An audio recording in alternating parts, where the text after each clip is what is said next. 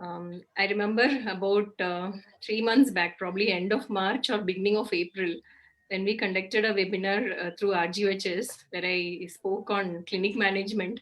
I very clearly mentioned that family physicians are currently not allowed to treat COVID positive cases, very well knowing that someday or the other it's going to definitely change. And yes, finally, the government and I think the society has recognized that it is important for family physicians to be part of COVID care, and asymptomatic and category 1 or mildly symptomatic patients should be treated by family physicians or primary care doctors.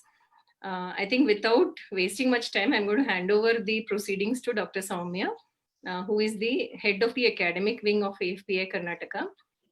She is a postgraduate in family medicine and also the chief medical officer of Sindhi Hospital in Bangalore.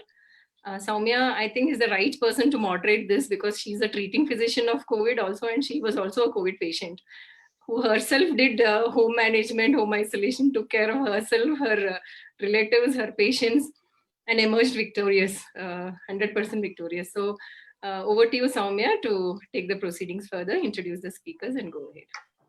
Okay. Thank you, Dr. Swapna. Good evening, everyone from Academic Wing of AFPI Karnataka chapter. So we are starting with our first session of series of webinar on COVID case management by family medicine specialist. All of you should know that the guidelines have been updated recently from Karnataka government on August 10th.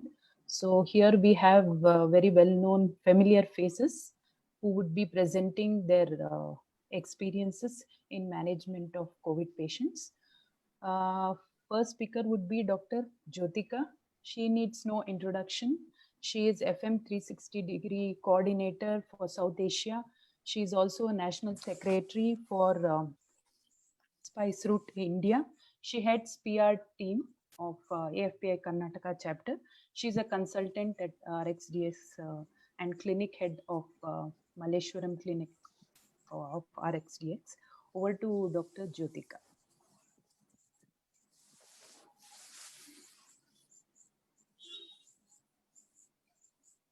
Hi everyone, can you see my screen? Yes, we can, Dr. Jyotika. Okay, so good evening everyone. Like Dr. Swapna said that we had expected that family physicians will be recognized as caregivers and doctors for these patients, that is for COVID care. So even our clinic, that is I practice at RxDx clinic in Bangalore. So here we have also been doing that is home isolation, care of COVID patients under home isolation. So I will start that and I will present a case scenario and I will tell you how we have managed this patient. So Mrs. A 45-year-old lady, she's a known asthmatic. She approached us and with history of fever that lasted for 1 day. It was a mild grade fever and she had severe body ache. She always complained that the body ache was more troublesome than the fever. That lasted for 1 day. She's a known asthmatic, but it is under control and she's not had any attack in the last 2 years. Her body ache persisted for 3 days and on day 4 she got tested for COVID. The reason why she did that also was her husband had been treated and discharged from COVID care center 2 weeks back. On day 5, she also lost her sense of smell. Just a minute. Yeah. On day 6, her result came. She was tested positive for COVID viral disease through the RT-PCR test. The authorities of Karnataka, that is the BBMP, contacted her, evaluated her and allowed her to be in home isolation. And since she knew that because her husband was already tested positive, she kept herself under isolation since day 1 of her fever. So what I'm going to discuss here today is what is the criteria for home isolation, what are the tests we suggest, what medicines we prescribe, how do we describe what is home isolation, what do we do under home isolation, that is monitoring by the nurse and the doctors, what diet advice we give.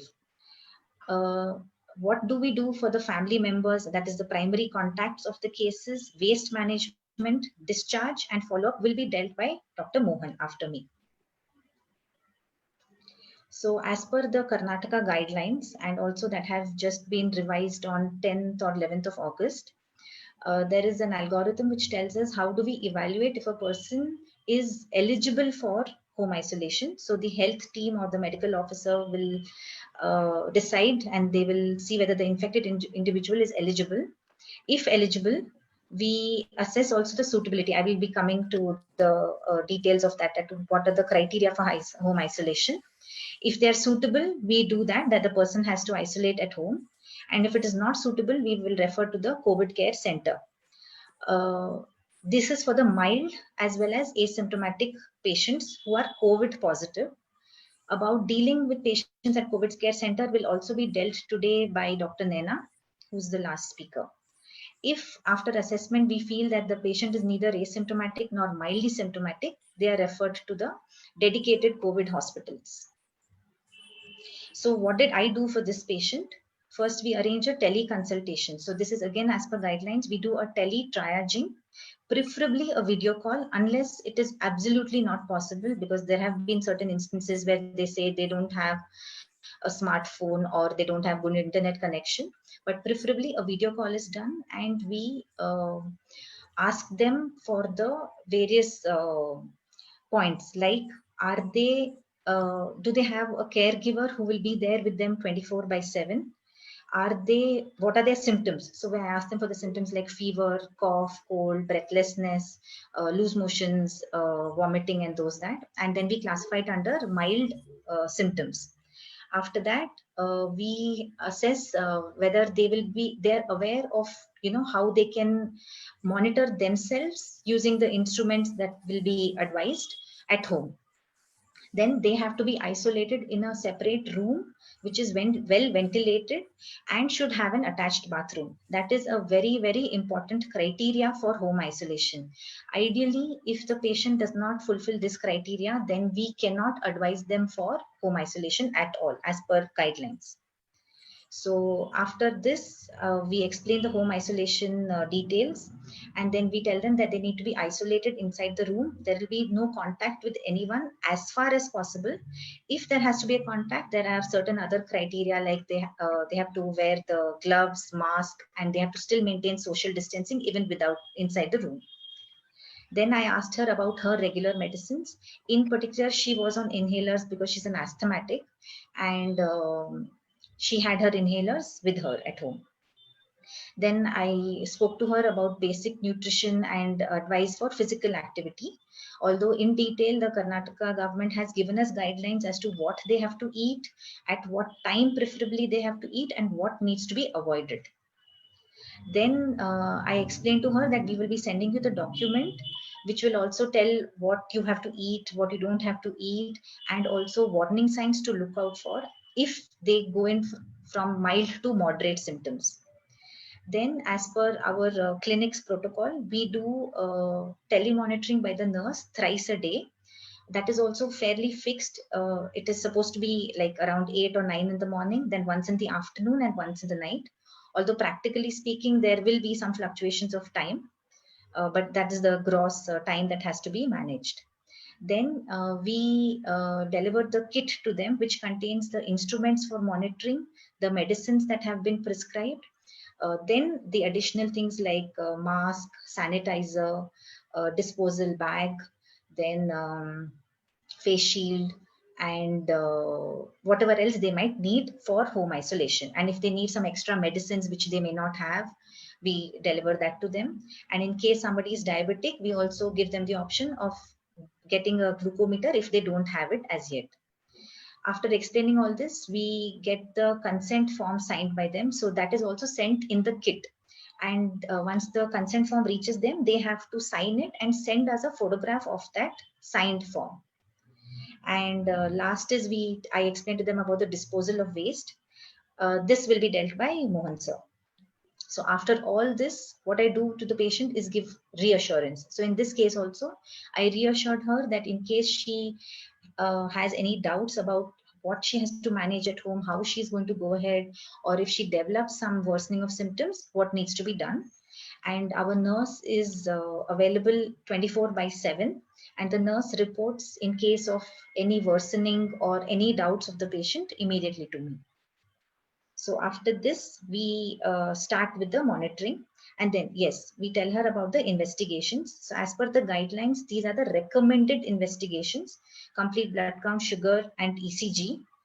And there are some investigations that we can ask depending if a patient already is on thyroid medicines or if they are on any other, say, cholesterol medicines. Depending on that, we can ask them for these blood tests as well. The home isolation kit, which is sent to them, has these basic instruments: the BP apparatus, a digital thermometer, not an infrared thermometer, a pulse oximeter, a face mask, face shield, gloves, sanitizer as per the requirement, medicines as per prescription, a waste disposal bag, and the patient guide, that is the patient guide with the consent form, is sent along with it.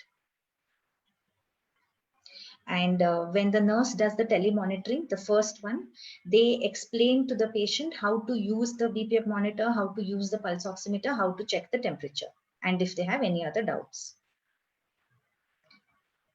So what is the recommended protocol as per the Karnataka government guidelines?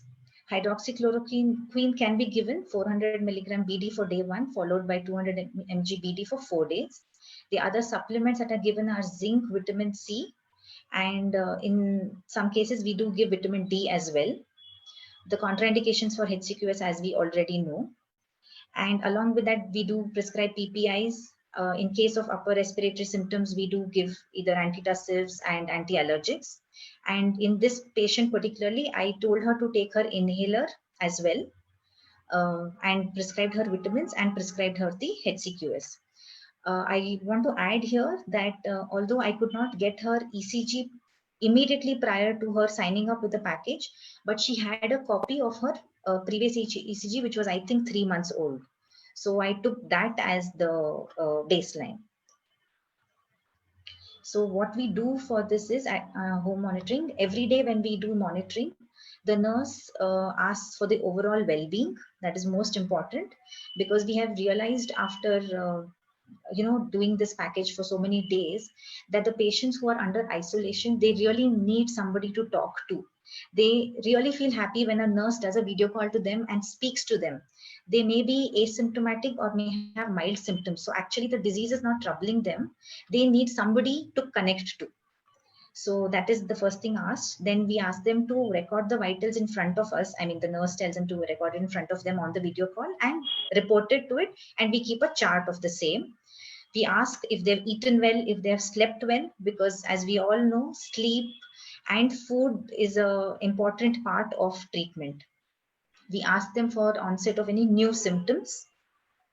So what are the new symptoms that we watch out for? These are the red flags. So whether there is any difficulty in breathing, if the saturation drops below 94%, or the fever is not coming down and it is persistently more than 100, and a few more other points, we explain to the patient as well as send it in the same patient guide that we have given them.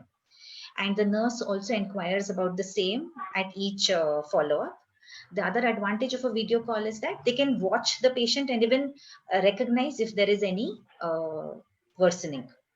The other thing that we do is also provide one nutritional counseling, one physiotherapy counseling, and another mental health counseling for the patient. Mainly it is to tell them what basic breathing exercises they can do, some basic yoga, or if they are relatively fit, they can do basic on-spot jogging or something inside their room. We tell them what they can eat and what they need to avoid. And we also arrange one counseling session so that they don't feel let down, apart from all the counseling given by the nurses and the consultations done by me. We tell them about the waste disposal. Just to tell in brief, they are supposed to wear the mask if they are, preferably they have to wear the mask even inside the room. And it has to be changed after 8 hours of usage, and that has to be disposed in a yellow color bag. So that is something we send it to them with the kit as well. And after all this, we ask them if they have any queries or doubts, and they will have at each time. Few things, like to give you an example, is they say, when will my sense of smell come back? When will my sense of taste come back?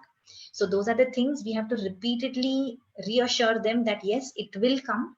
It may take time, sometimes 2 weeks, 3 weeks, 4 weeks, but we have to reassure them that they will be okay, and we are with them in their home isolation. Even though they are isolated, we are with them. So when are they discharged from home isolation? Although in detail it will be dealt by Mohan sir. So there is a criteria for that again. And the current guidelines say that they can be discharged after 10 days of home isolation, and the last 3 days have to be afebrile. So 72 hours. And we give them a fitness certificate at the end of the isolation period. So this is in brief when they can say goodbye to the coronavirus by being under home isolation. Thank you, Dr. Jyotika. That was a detailed, simplified version of whatever you had to present. I have few queries. Suppose if I am a patient who is around 56 years, I don't have any comorbidities, and I'm living alone in my house, which is a single house. Do you allow me for home isolation? I don't have anybody in my house. And you said your age is? 56 years. I don't have diabetes. I don't have hypertension. Okay. So although you don't have any comorbids, but as per the guidelines, it's mandatory to have a caregiver with you in your house at all times. That is 24/7. So even though you are well Yes. aware and no comorbids, I cannot allow you to be under home isolation. Okay, okay. I have one more query. I'm a breastfeeding mother. I have an 8-month-old child, a baby. Can I continue feeds? How do I do it? Yes, so you can continue feeding. There is no contraindication to feeding during, I mean, if the patient is COVID positive. But one thing you have to maintain is wear the mask at all time when you're feeding. That is the N95 mask. And preferably change it after each feed also, if you feel it is soiled or any chance of infection might be there. And as much as possible, in the time interval between feeds, try to be away from the baby. Although it may or may not be practically possible, but this is the best advice that can be given. Okay, can you elaborate little more on do's and don'ts of mask? Because how do you do's and educate don'ts. your patients who are Yes. positive on do's Okay, and don'ts? that is a good question. We try to explain to them on the video itself. First is how to wear the mask, that they have to hold the bands on each side and Yes, put that's it on their very ear. important. Never touch the outside surface of the mask, and cough or whatever, sneeze into it, and it has to cover the entire area from the nose till here, and it should be sealed from all sides, and it should be changed every 8 hours. And when we discard Whenever it, it is soiled, whenever it is soiled, and when we discard it, it has to be removed using 2 hands and discarded into the yellow bag without touching any other surface. And after removing of that, please sanitize your hands or wash your hands with soap and water for at least 40 seconds. Okay. Audience also can put up their questions in the chat box. I have one more question. Do you instruct your patients anything on happy hypoxia? Yes, Would you want to watch them on anything? Yes, I don't try to use the word happy hypoxia, but yes, we watch them for their oxygen saturation, and that's the reason we try to monitor it on video call and not take their word for it, and we ask them to show the reading on the pulse oximeter.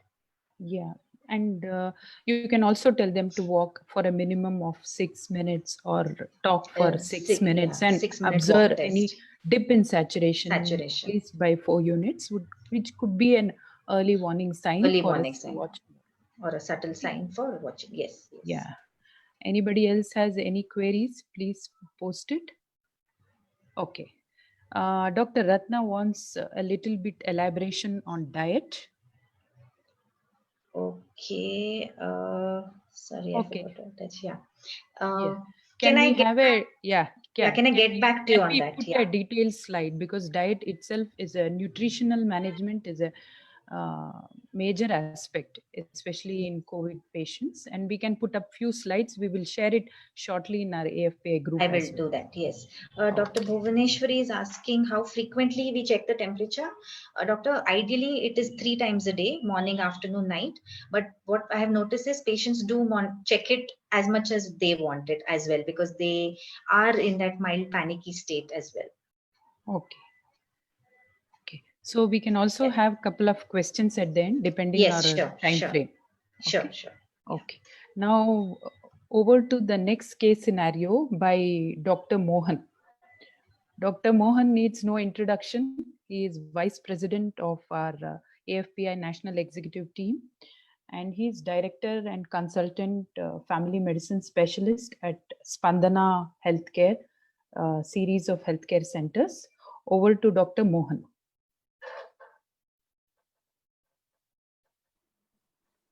Thank you, Dr. Soumya. Yeah, thank you, Dr. Soumya. Can you all hear me? Yeah, we can, sir. Okay. Good evening, everybody.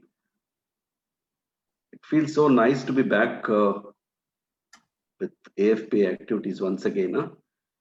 Okay, we used to have a regular CMEs and quarterly CMEs and all, so which is all put on hold because of this pandemic.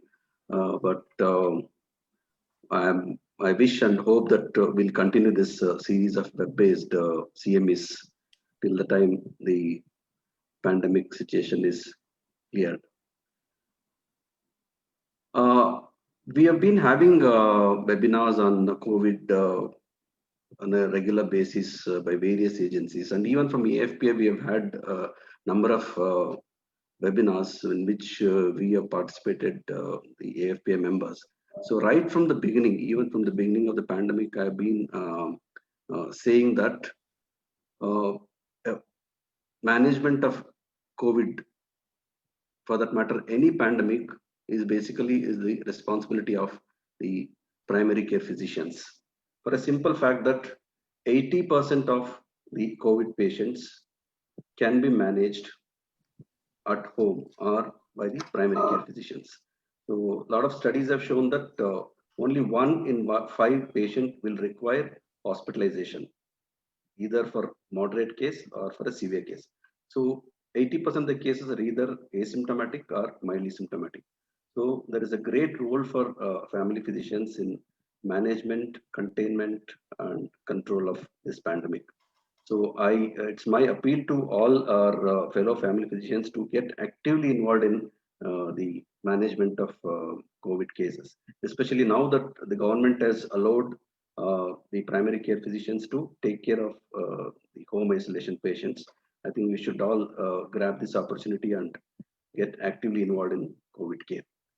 So Dr. Jyotika has presented a very nice case, a simple case scenario, and she has elaborated on what are the protocols to be followed in taking care of the home isolation patients. But what I'm going to share with you is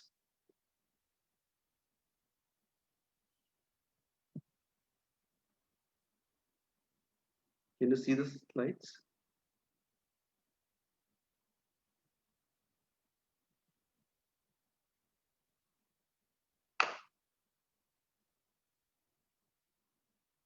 Yeah, we can. Just a minute. You have to go back. Sir, yes, sir. Actually, you have to put the PPT. Yeah. PPT mode. No, this is his Word document actually.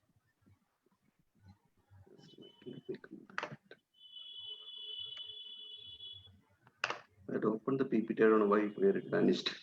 Sir, if it's the same PPT, okay.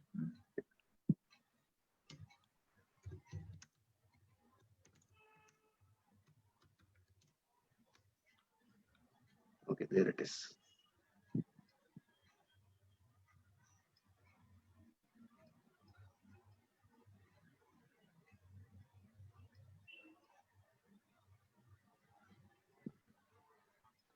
Here comes the slideshow. So, when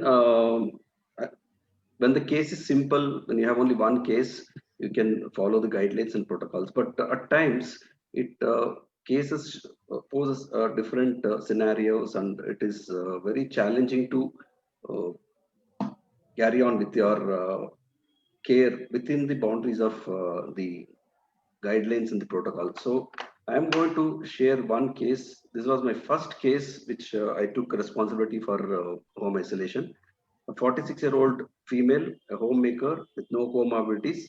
She was tested positive on 22nd July. She was mildly symptomatic, and as per the algorithm, the BBMP team visited them and they qualified, this patient was qualified for home isolation. She was eligible for home isolation. And I got a call from BBMP because I had given our center for volunteered for taking care of the COVID patients in home isolation. So she asked me whether, the doctor asked me whether can you take care of this patient. She was not my regular patient. So she was enrolled for Spandana home isolation care. So we had just started, this was our first patient. So then as Jyotika mentioned, we followed all the protocol in assessing whether she's eligible for home isolation through a video consultation. And we delivered the COVID home isolation kit. All these things has been dealt with Jyotika already. And we established a dedicated telemonitoring link, and which included the patient herself, the physician, that was myself, and monitoring nurse to monitor her vitals, and also included my wife, who is a dentist, as a counselor. So ours is a very small team, not like the hospitals and the bigger team establishments which are offering these services. So I just want to mention here that the primary source was a symptomatic person in a cremation function which this family attended. All the family members attended one cremation function of a close relative. And there was a person who was symptomatic, who was not a known case, but they attribute initially itself, they said probably it is because of that patient, that person, we would have got this. So there are another 3 members in the family. Husband is 48 years old. He is a known case of epileptic disorder on medication. He was absolutely asymptomatic. We chose him as the primary caregiver. This was, they had a duplex house. So we moved the patient and the primary caregiver to the first floor. And in the ground floor, his father-in-law was 75-year-old and son was staying. And father-in-law was the main supporting caregiver there. In the sense, he was the one who was cooking and doing all other activities for the house. He himself was asymptomatic and no comorbidities, but on history, he revealed that he had tuberculosis, was treated 5 years back. Son was 14 years and is absolutely asymptomatic. So on the progress of the patient, on day 5, the patient remained symptomatic with very low-grade fever, generalized weakness, and a little bit of dry cough for about 3 days, and she started improving. As per the protocol, we had planned to test the primary contacts for COVID. In the meantime, the father-in-law developed mild symptoms on 3rd day. And on day 5, we tested the husband and father-in-law. Son, they were not keen. They were very apprehensive because he had undergone adenoidectomy. They didn't want to manipulate any manipulation of the oropharynx. So we said, okay. So father-in-law on day 5 was tested positive. Though he could have been, he did not qualify for home isolation because of his age. He was 75 years old. So we decided to admit him to either a COVID care, dedicated COVID care center or a COVID care hospital. I advised them that it's better to put him into a hospital, considering that his saturations were hovering around 92 to 90%, and he already had tuberculosis, probably compromised lung compliance. So we admitted him to a COVID care hospital. The husband was asymptomatic and his test came negative. So in the meantime, patient was doing well. This is our chart which she used to share every day, thrice a day. You see the oxygen saturation is around 99%. She was afebrile.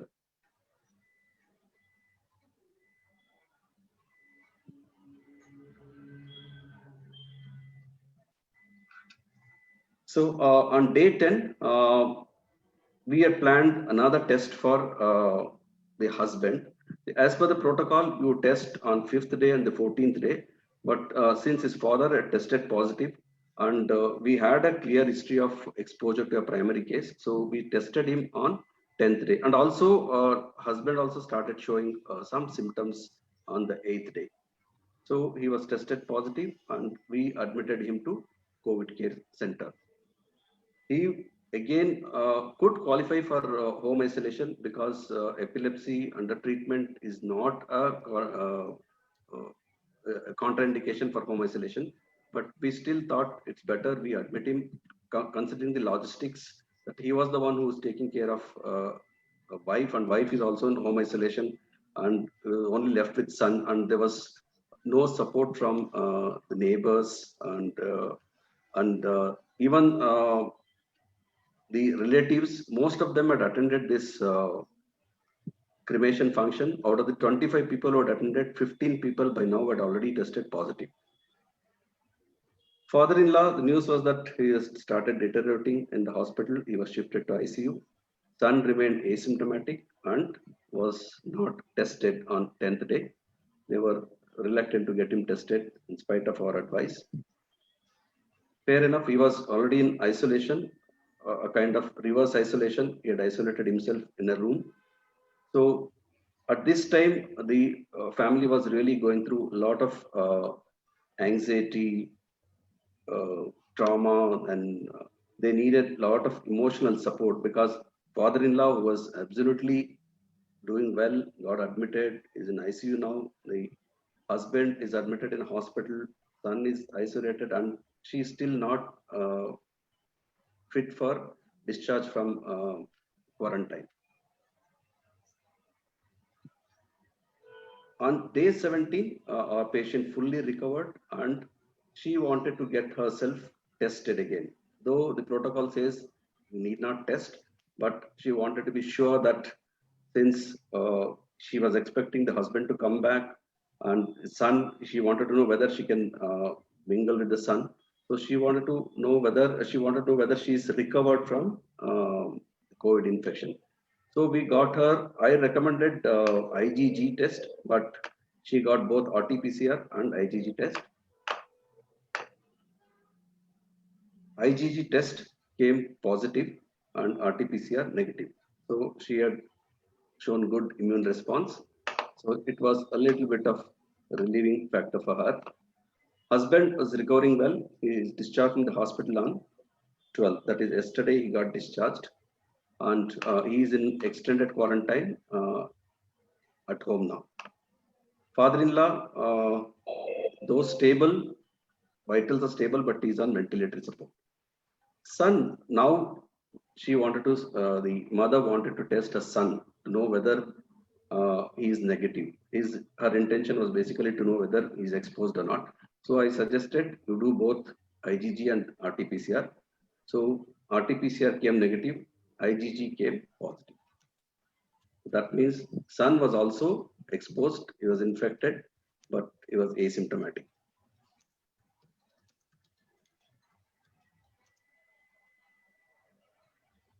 So the whole idea of presenting this case was, many a times we accept certain responsibilities, and we offer a service thinking that I just had to take care of one patient in a home care, and it was first time for us.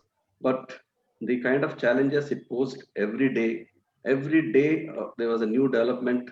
The caregivers was so anxious to know their result and their relatives' result, and they were anxious to, if we turn positive, where are we going to get admitted and who's going to take care of us. So it was very much training on our for us, on us also. Hello.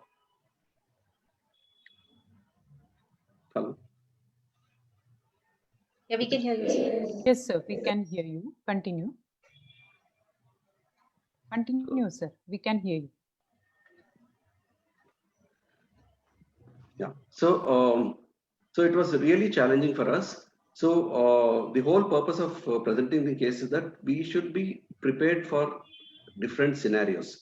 We may have the protocols and guidelines in place, but many a times we may have to deviate from the guidelines and the protocols to to reassure the patient, to meet the needs of the patient, to meet the needs of the family.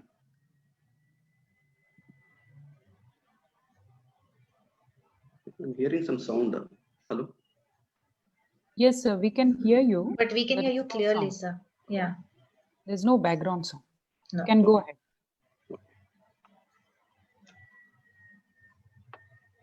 So coming to the discussions, prophylaxis for caregivers and primary contacts. In this case, as Rujotika had already brought out, the prophylaxis for caregivers is also recommended as per the protocol, but we did not give any prophylaxis. The patient was on HCQS prophylaxis, but the caregiver's husband was a case of epileptic disorder, so it's a contraindications. We did not give him. Father-in-law definitely was a case for prophylactic HCQS, but I didn't recommend and I didn't insist because we didn't have a baseline ECG and it was very difficult to get the ECG done. So we did not give any prophylaxis. Son also we did not give any prophylaxis because he was absolutely asymptomatic, and so I didn't feel the need to give any prophylactic HCQS. Testing protocol we have already discussed. These things keep changing, but what was existing protocol when we took this case was on the 5th day, the primary contact. If you want to test twice, then it is on the 1st day and the 14th day. If you want to just test only once, I feel it is on the 7th day, from whatever I have learned from the discussions on the testing protocol. On the 7th day, we can do an RT-PCR because the average incubation period is around 5 days. So 7th day is the ideal. But in this case, since we knew that they were exposed to a primary source, and also since they started throwing symptoms, we did it on the 5th day and the 10th day, that is the 5th day for from the date this second person was tested positive. Coming to the release from home isolation. So the protocol is the person at home isolation can end home isolation from 17 days from the date of testing or the date of sampling or when he is turned symptomatic. But there is a change in the protocol now. So those who are admitted to COVID care centers can be discharged on the 10th day and they continue with an extended quarantine at home for another 7 days. This is the latest protocol, but they shall be released if the criteria are met, like there are no symptoms in last 3 days, there is no fever for last 3 days, and if the patient maintains saturation for more than 95% and the respiratory rate less than 24. This is the criteria for discharge. There is no need for any confirmatory test, the repeat test like RT-PCR at the time of discharge. But in this case, we had to do this just to reassure the patient and to reassure the family. We had to repeat the test. And the person will be allowed to resume duties only after she gets a certificate from the treating physician. And the fitness certificate, this is the template for fitness certificate. So you can, as a treating physician, you can certify the fitness to work after 21 days rather. I would suggest it is on 21 days, 17 days, 14 days of isolation plus another 1 week quarantine. So after 21 days, you can, but as per the protocol, after 17 days, you can issue this certificate. But I am issuing the certificate on 21 days. And I'm informing and you're supposed to inform the district surveillance officer, or in my case, I inform the BBMP nodal officer, nodal doctor there. So after completion of 21 days, we can issue the certificate.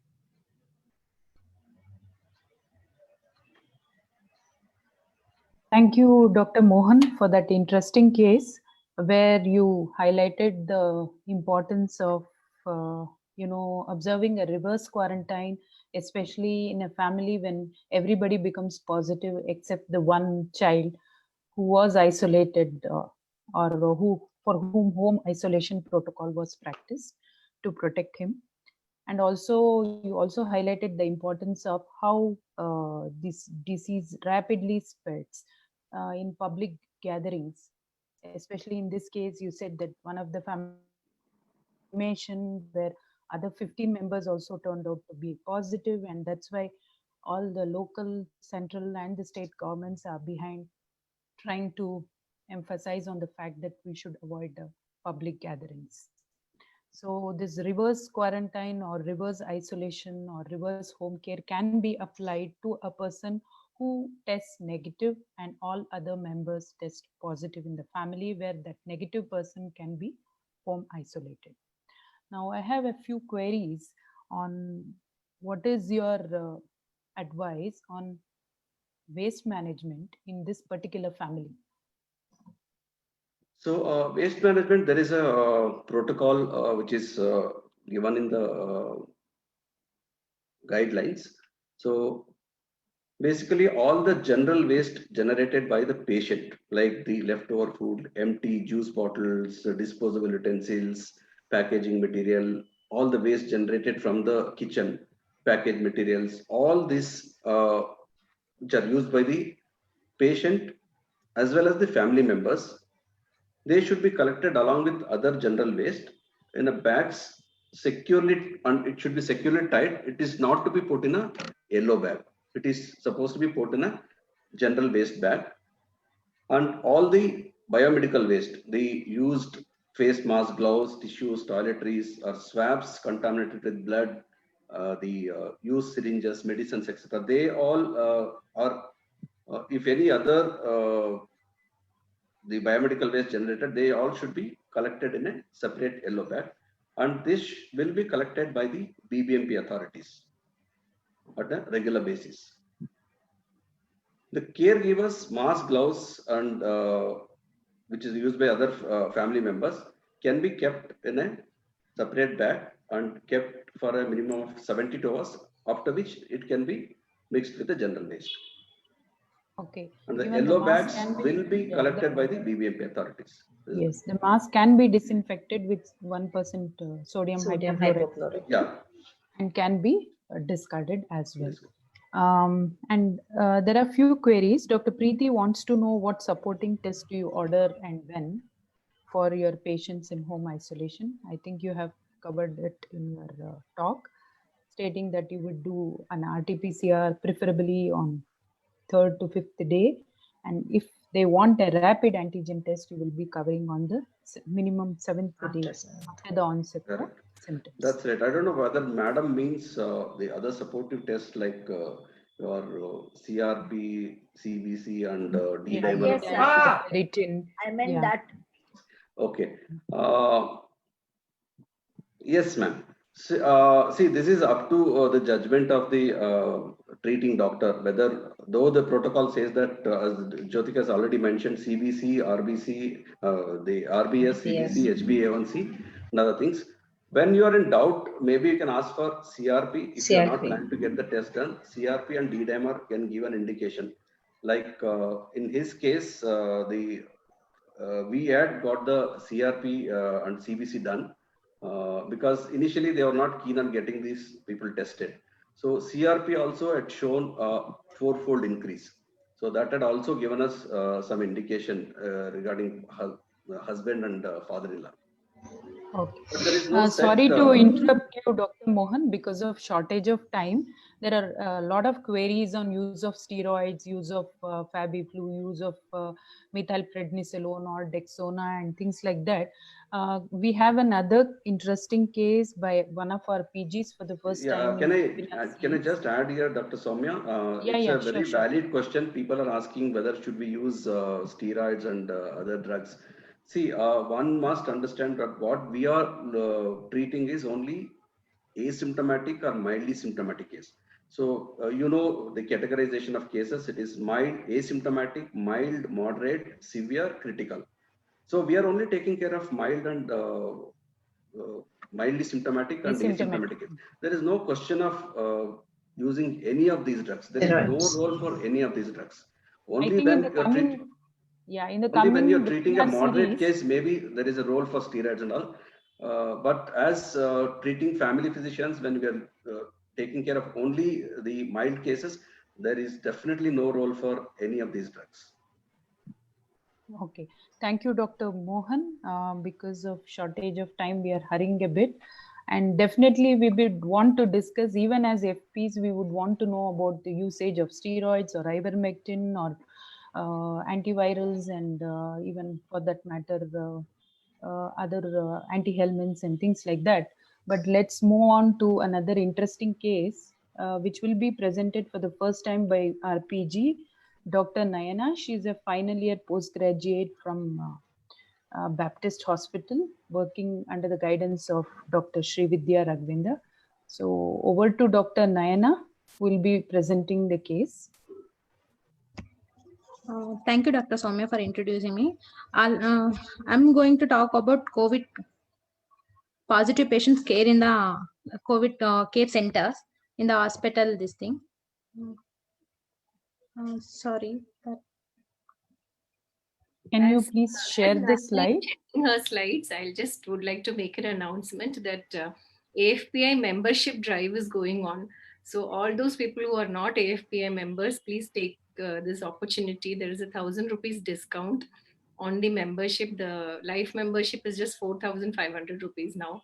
So definitely utilize this opportunity, and all of you please do become AFPI members. Over to you, Naina. Sorry, I just took 1 minute. Naina, I'm sharing your slides. Thank you, ma'am. Good evening. This is your first slide, right? Yeah, ma'am. Sure. Okay. Thank you. Good evening, everyone. Today I'm talking about patients care in the COVID care ward.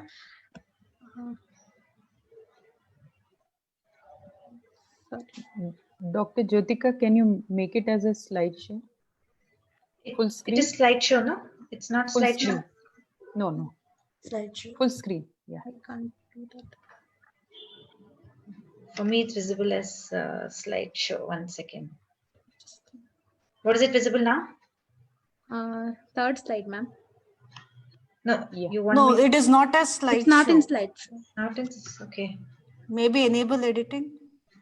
No, Naina, I hope you are not screen sharing at the same time. No, ma'am. No. Okay. Is it slideshow? No, ma'am. No, not it. Okay, we'll start. I'll look for it. Yeah. Okay. The dedicated care center, COVID care centers are divided into 3 things: COVID care center and dedicated COVID health center and dedicated COVID hospital. In COVID care centers, we are admitting asymptomatic and mild cases of COVID positive patients and suspect patients also, and their vitals should be stable. And if they have any with or without comorbidities, if they're having comorbidities, it should be under control. And in dedicated COVID health centers, this is HC, we are admitting like who have pneumonia, but without any signs of severe diseases. Like if there's SpO2 should be, means it will be less than 94, but 90 to 94, and they don't have any hypotension, then with comorbidities. And in the dedicated health center, means DCH, we are admitting the severe patients who needs ICU management or anything. Sorry, I can't see the slides. Dr. Jyotika, next slide, please. The COVID care center. Actually, for me, it is visible.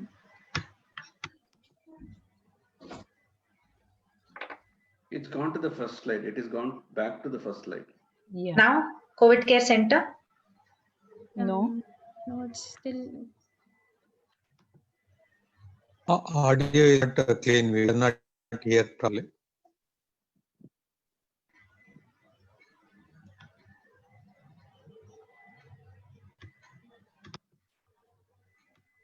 Yeah. It Okay. went to second slide. You need Yeah. the third slide, right? Yeah. Okay, thank you. I'm going to talk about detail about COVID care center. The COVID care centers are makeshift these things like hotels, hostels, and stadiums, schools. They were converted into COVID care centers, and we are here managing the mild or very mild cases or suspect cases. As we are keeping suspect and confirm both cases, we should make sure they have separate exit and entry and separate rooms for them. And especially for the suspect patients, we should keep the separate rooms, not to mingle with the confirmed cases. And all the means COVID care centers should be mapped to one or more DCHC and at least one DCH for the referral purpose. And there some ambulance should be available 24 hours for the referral thing. Next slide, Dr. Jyotika. Is it visible? No, ma'am. Suppressions now. No. No. No. Try. You open my PPT. Yeah, it Now? went to fourth slide. Yeah. Okay. You want the fourth one? No? Yeah, Yes. ma'am. Yeah. If you come to the admission criteria to the COVID care ward, we are here admitting the positive and suspect cases, and they should be asymptomatic or having mild symptoms like fever, runny nose, malaise or headache or mild cough, but they shouldn't have any breathlessness or any hypoxia. And if we are not admitting in the COVID care wards, like whoever is more than 60 years, if they have any comorbidities like interstitial lung disease or any other respiratory diseases like asthma or COPD, or if they have any chronic lung diseases, chronic kidney disorders, chronic liver diseases, or if they have any cardiac problems, we are not admitting them in the COVID care ward. We are admitting in the level 2, like DCHC or DCH case.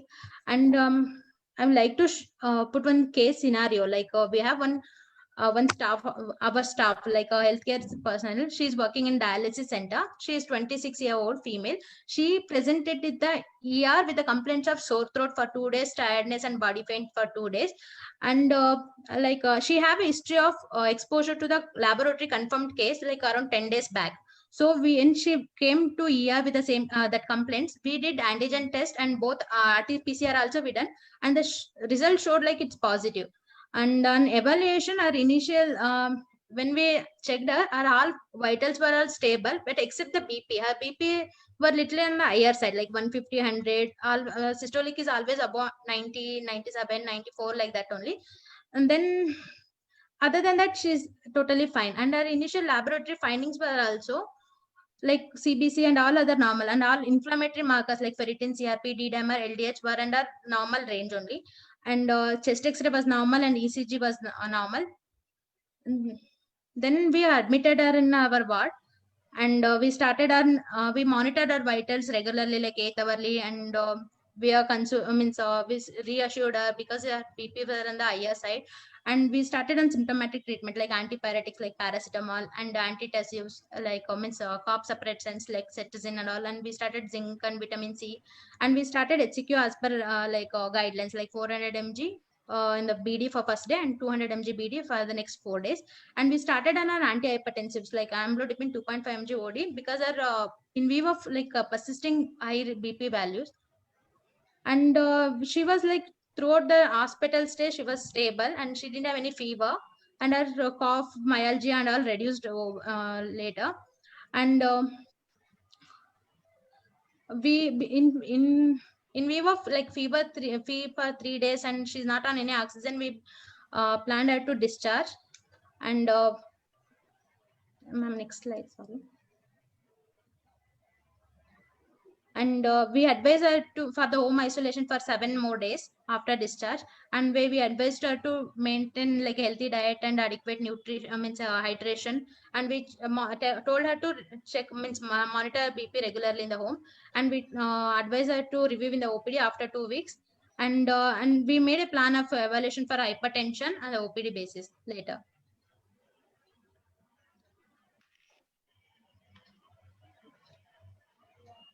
You want me to change the slide? Just tell him then. Sorry, ma'am.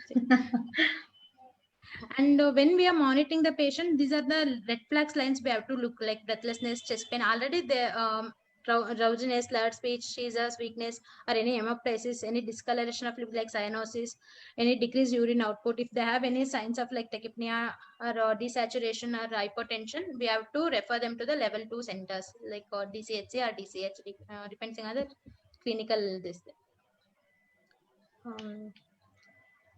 Thank you. Any doubt? Thank you, Dr. Nayana.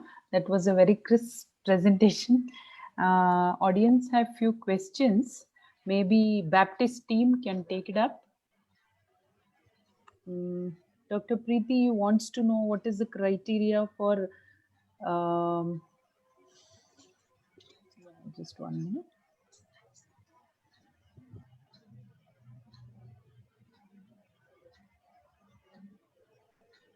Yeah.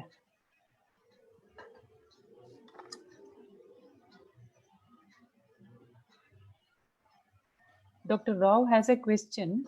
He wants to know, what is the latest protocol for those above 60 years if they can be home monitored as per today's news report or as per the latest updated guidelines? Yes, can I take that question? Yeah, you can. Yeah, so as per the latest guidelines, somebody above 60 with well-controlled comorbids, and if they're well aware and can understand the meaning of home isolation, they can be kept under home isolation, provided they have a caregiver. Okay. I suppose that answers Dr. Rao's question. Dr. Bhuvaneshwari is also okay. Dr. Ratna has a question. Was your patient BP high after hospitalization? I think she's probably referring to the case presented by Dr. Nayana.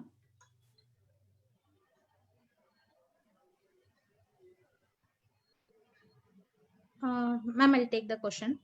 Yeah.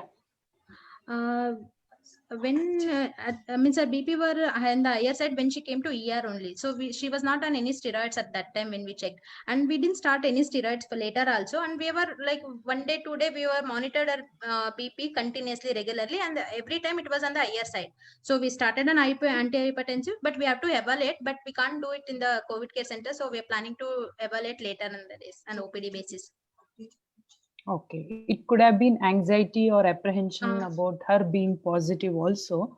So, and you referred to cetirizine as one of your drugs for during the course of your management. Yes, this is as per recommended guidelines. But if a patient is having severe myalgia, which can be the only cardinal symptom in a positive patient, what would you recommend instead of cetirizine? Any other better antihistaminics? Ma'am, actually in the newer antihistaminics, we can give like loratadine, loratadine, or any other thing. But I didn't find any evidence-based article to say that it's effective in that. Yeah, probably you can create one. You can also use fexofenadine or create one. Pull up the data and do it.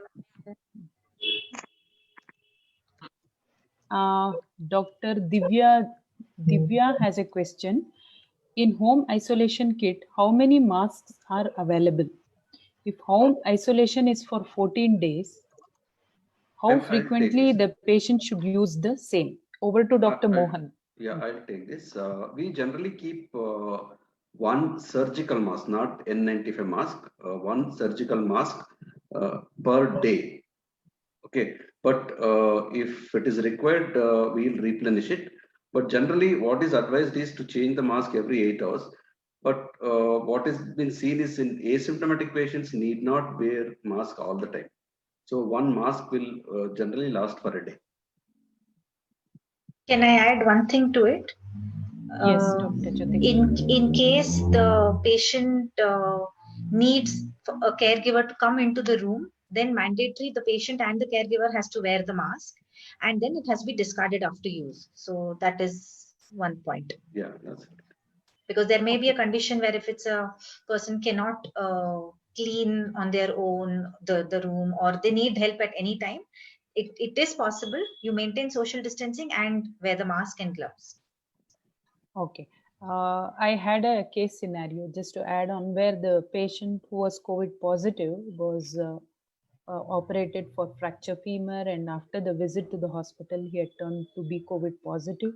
So because of fracture femur, he could not move around because he was recently operated, and he was also vomiting because of acidity. So caregiver had a lot of panic attacks in how to remove the vomiters or any such material.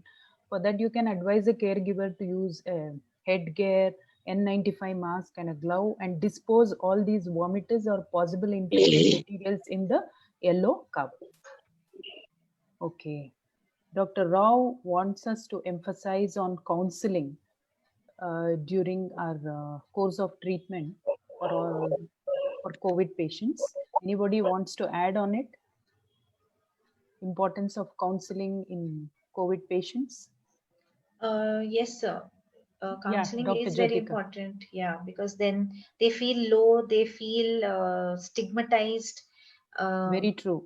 So there is constant counseling by the nurse, by the doctor, and like I said, in our case, we also organize one counseling session by the psychiatrist or psychologist.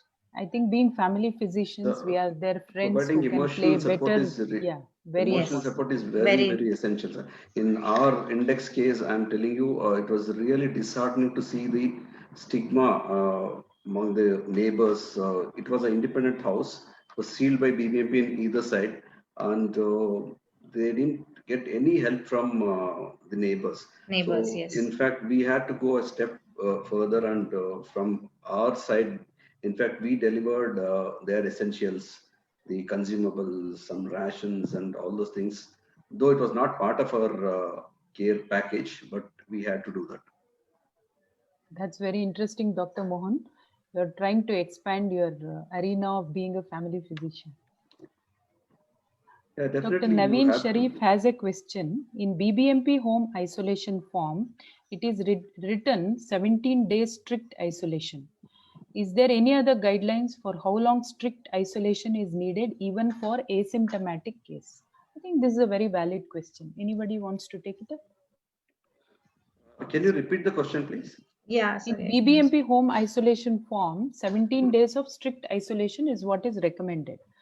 But is there any other guideline? Dr. No, that has Nawaz been wants to know. that stands amended as on 10th of August.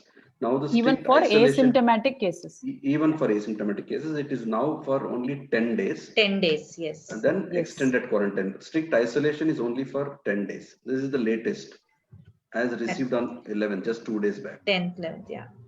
Could you share that guidelines in our common group, because many of the questions are on that?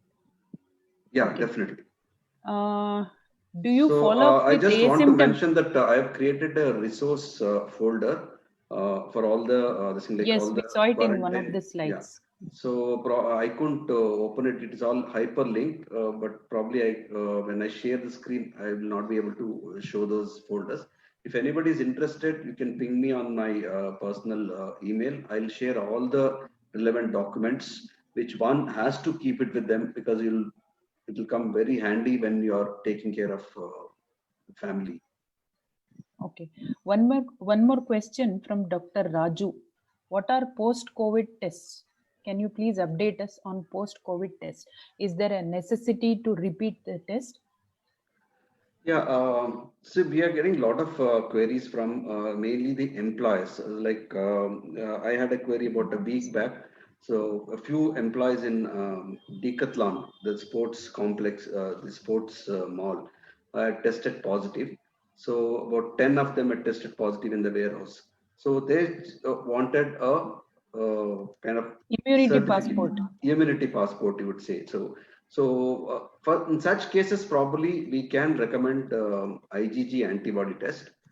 Although the studies say that it is not a what do you say? It's not a guarantee that you'll not get reinfected, but most of the studies have concluded that the if you have a good immune response in the form of developing IgG antibodies, the chances of reinfection for next 3 months is very rare. So based on that, in fact, they want to ensure that the employees before being inducted back into work are not transmitting disease. So they are insisting on this immunity passport certificate. So you can give that certificate only for such scenarios only. I would advise IgG antibodies. Otherwise, as a routine, it's not required. And even for healthcare workers, I think, Dr. Mohan, we can do our antibody titer and probably even for a study or even to assess our antibody titers, we can repeat it once in 15 days to see if there is a falling or an escalating antibody titer. Because an escalation is always a reassurance that you can see your COVID positive patients in future. But after 3 months, we have to see whether antibody titers will start reducing, especially IgG. IgM will definitely vanish after 21 days, whereas IgG is known to disappear as early as from 18 days after the onset of symptoms or positivity to up to 60 days. So I think if we as healthcare workers do some study, probably we can contribute more to this. And are you recommending for all healthcare workers, even if they're not tested positive, like in your case? No, I was tested positive. So I am a high risk worker because I live in a zone which is a containment zone. I practice in a containment zone, and many of my patients are care providers to COVID patients. So COVID is always I'm also worried about the risk of reinfection. What I mean. So we are not sure of any documented reports of reinfection so far, especially in our country. Probably in the days to come, lot can add to this. So, and these antibody, these antibody workers, titer we are always tests. at a risk of low grade exposure. Maybe we would have been exposed and not thrown any symptoms, or might have recovered with the mild symptoms. So with that this thing, I also got my IgG antibody tested. Unfortunately, it came negative. See, IgG levels more than 1 is significant for the benefit of others, and IgM more than. There is quite a few questions in the chat box, Samya. Could you look at that question? Do you follow up with asymptomatic patients? If so, when do you see after discharge? It's been reported mild cases developing lung signs in CT later. Anybody wants to take it up? I can take that question. Yeah. So the patients who we admit in the COVID care center, they're all with asymptomatic and mild symptoms. So we do see them 14 days after discharge, which is like 2 weeks after discharge. And this is mainly a clinical evaluation. We are not doing any repeat X-ray or anything unless we identify any clinical sign. And there was also a question about, are we starting patients on steroids with hypoxia? There were a couple of cases who were transferred from our CCC to the main hospital. So in that scenario, because of their hypoxia, before shifting, we have started them on steroid, because there are a lot of studies which says early steroid initiation helps the recovery a little better. So yes. Okay, Dr. Roshni has a question. How frequently is counseling offered in home isolation?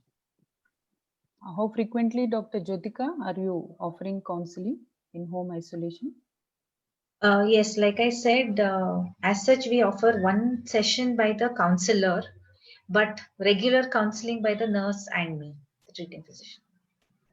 In our case, we offer physician consultation almost every day. So counseling is part of the physician consultation as it is.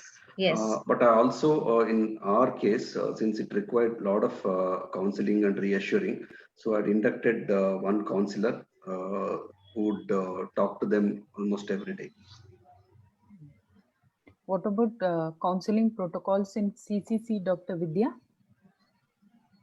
So this is mainly run by the family physician. So we have a regular, like an everyday discussion with the patient. So both us and the nurses are the main counselors. We try to minimize the number of healthcare workers entering the COVID care center. So we are making sure that we have enough number of staff available. So it's mainly the treating physician and the nurses, which I think makes a big difference because we know these patients, and in terms of management, it makes a big difference because we are there every day. So, and as it's So- managed by the family, we can do a better job. Oh, totally agree with it. And Dr. Sanjay has a question. Suppose if your CRP, LDH, ferritin, D dimer are regularly monitored and they are within normal limits, can they be kept under home isolation? I think so. No, I don't agree here. See, there is a definite protocol for admitting the patient based on clinical criteria. Your temperature, SpO2. SpO2, if it is less than 94, then he has to be admitted. We cannot rely only on the lab reports. No, with respect to lab, he means if the lab parameters are normal and clinically patient is stable. I don't think so. Clinically We need patient to is worry stable, about it. definitely. See, if the clinically patient is stable, I feel there is no need for getting these tests done. It is not easy to get these tests done That's when done. patient is in home isolation. Yes. When the house is sealed, nobody wants to go there to collect blood sample, and they definitely cannot move out. Dr. There's no Shaw has a question on question.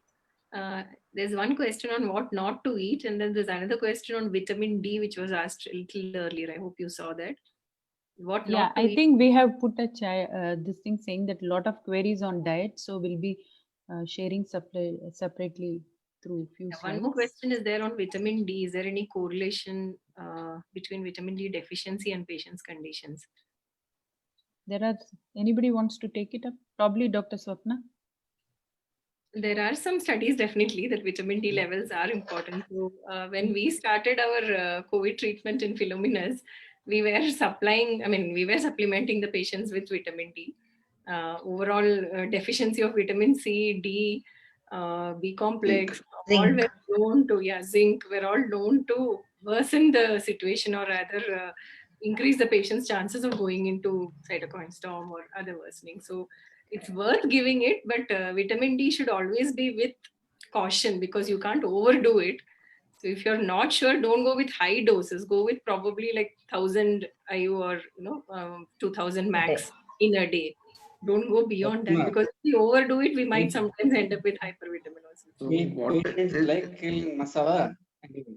Rao sir has a yes sir. I said patients like to have some masala along with treatment. So even We have otherwise lots of also, spices. I think in the protocol also, the guideline says 50 mg zinc and 50 mg zinc, 2000 zinc, international units of vitamin D, vitamin D and vitamin 1000 C, mg of 1000 vitamin mg. C. This is recommended by this thing, and we are giving to all the patients. Yeah, we're giving it to everybody. Even the caregivers. Yeah. What about vitamin C? 1000 Vitamin mg C, per yes, day. 1000 mg. 1000 mg per day. Vitamin C, zinc, and vitamin D. These are the three Correct. things. There is one tablet which comes as C plus, which has all these three. C plus. Yeah. It's become very popular now. It's become Just very one tablet popular. a day. One tablet per day. I'm also taking.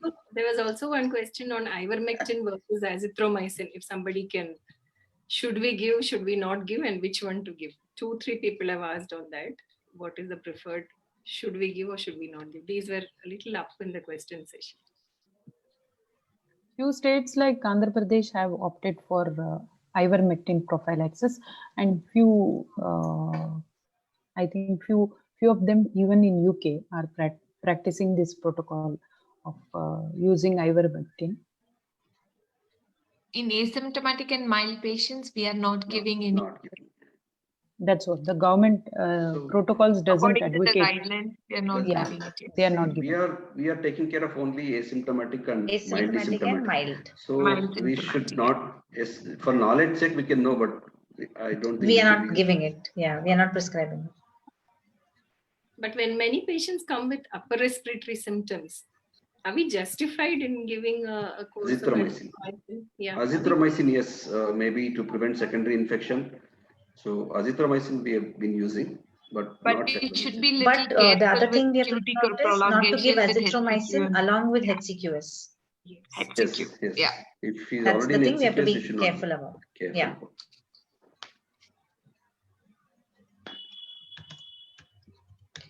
Dr. Soumya, maybe we can take the questions on our FB page or something like that. It was Yeah. another interesting There's some question. technical slack No, happening. this is another Dr. interesting. Suprita has a question. Yeah, please, Soumya, go ahead. Yes, Prita.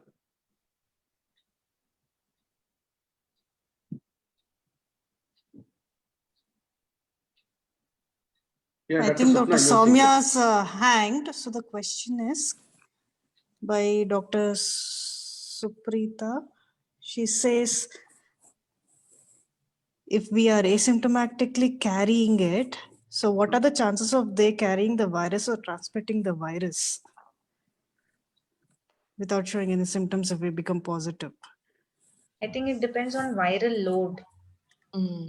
also. So yeah, viral load in a asymptomatic, there is a lot of debate on this, Yes. whether an asymptomatic carrier will be transmitting more virus than a symptomatic person.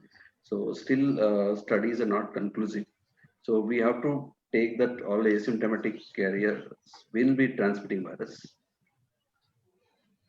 There was one more interesting question, maybe not related to our COVID care. Is there any study showing death is mainly due to SARS-CoV-2 only in COVID pandemic time?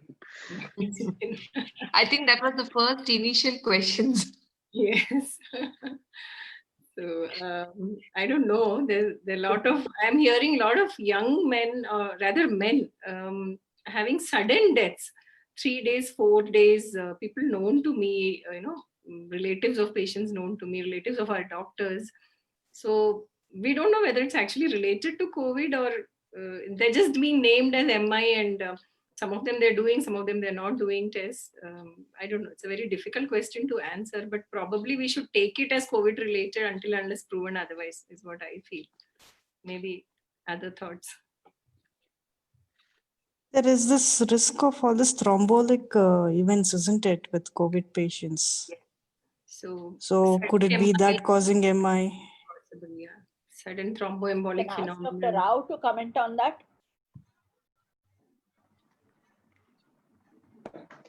Dr. Rao, unmute, yeah. These sudden deaths have become more, probably reported more and being linked to COVID. See, the problem is, people with angina pains, they go to the hospital these days, they're scared. Similarly, impending stroke. Who knows? If it delayed, going to the hospital. I know my friends, patients who have to go to the hospital for their checks don't go these days. So the sudden deaths should be taken a pinch of salt that they're related to COVID. I don't think so. This is my impression. They be dying of some other causes. Of course, the reports of COVID cardiovascular mortality, more chances of embolic phenomena, Pulmonary endothelial infarction, death, myocarditis. pulmonary infarct. These are all known, but they are very rare. If you consider only 2% of the patients get into complications, and this particular complication is extremely rare, but these are being highlighted, and we only read of these and ourselves worried and our patients worried. But that is true. In the case of influenza, one can get pneumonia. The problem we are facing is the numbers coming at the same time. So I don't think we should link this sudden deaths to cardiovascular risk caused by COVID virus. This is important, though it is known that it can happen. Okay. Do we have any more questions? Because we have Thank you, shooted Dr. Rao. around, I just wanted 20 to bring minutes out beyond. one more scenario where we may have to go beyond the recommended protocol, like in a gated communities, like in the apartment complexes. If the individual is staying alone, and if he does not qualify for home quarantine because he does not have a dedicated caregiver, so you should have a caregiver who is available 24/7. In such scenarios, if you can discuss with your BBMP authorities, probably we can allow them home isolation. If the RWA gives it an undertaking that they will take care of the patient. So we have had one scenario wherein the RWA gave an undertaking saying that we'll take care of all the needs of the person, and they had included the neighbors in the dedicated telephone link. I just wanted to bring this up. Yeah, thank you, Dr. Mohan. Yes, informed consent becomes a very important aspect in management of COVID care, especially in this scenario. And we should have a well-formulated consent form, especially in this case or otherwise, whenever you are opting for home isolation. So I now end up this session and over to Dr. Shalini. Dr. Shalini. Hi, good evening all. I'm Dr. Shalini and I'm here to present vote of thanks. Can you be a little louder, Dr. Shalini? Yeah, on behalf of AFPI Karnataka, I take this opportunity to thank our distinguished speakers of today's webinar, Dr. Mohan Kubendra and Dr. Jyotika, for their very informative and enriched session on home isolation, and Dr. Naina and Dr. Srividya for the great talk on management of COVID patients at COVID Care Center. And I would like to thank Dr. Soumya for moderating the session and making it very informative. And finally, I thank all the participants for attending the webinar and making it successful. Once again, I thank all for your cordial cooperation. Thank you. Good night. Good night, everyone. Good night. Good night. Good night. We still have questions Night, pouring in. everyone. Probably Thank we you. can chat privately in our. So want to stay back